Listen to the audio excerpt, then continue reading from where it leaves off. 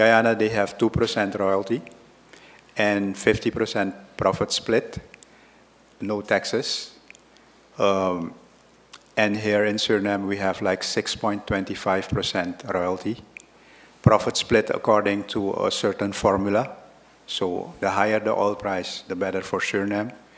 But the lower the oil price, then the contractor gets protected.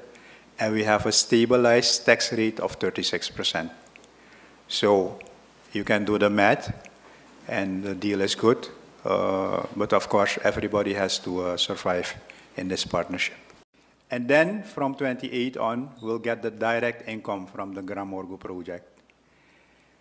These incomes will be so high that even under poor governance, you will not notice anything. You will notice progress. And this is the danger of oil, big revenues from oil. Because you will not see anything in the first 20 years, or maybe 40 years.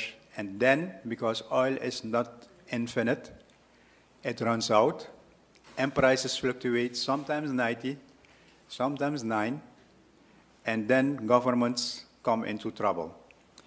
And we have a lot of populist examples in the world, but the biggest are, of course, Venezuela and Nigeria. And we have a great risk of becoming those as well.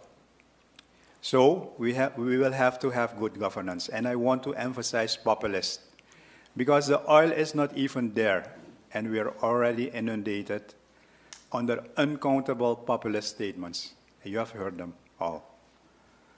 So we have to have good governance, otherwise we'll be penniless in the future. And believe me, it's not a possibility, it's a sure outcome, because this is economic principle, undeniable economic principle. If you're popular, you set prices in the market, you will eventually run out of capital, like Venezuela has, with a lot of resources, one of the biggest oil reserves in the world. Alcoa has been here for 100 years. Staatsolie has been here for 44 years. I cannot speak of Alcoa, but I can speak of Staatsolie. We spent more than 4.5 billion. We transferred more than 4.5 billion US dollars to the government. Look around you in Suriname, there is nothing tacit that you can see. So I warn us all, including myself, that we have to take care of the governments.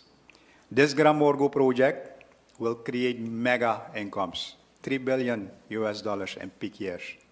So it's as big as the GDP of Suriname, as I previously mentioned.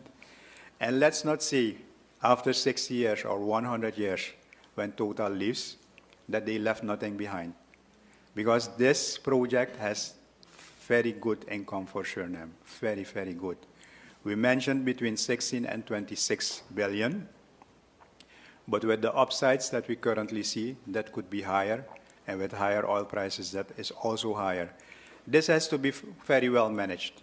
Even if we make this much income, eventually the oil will run out.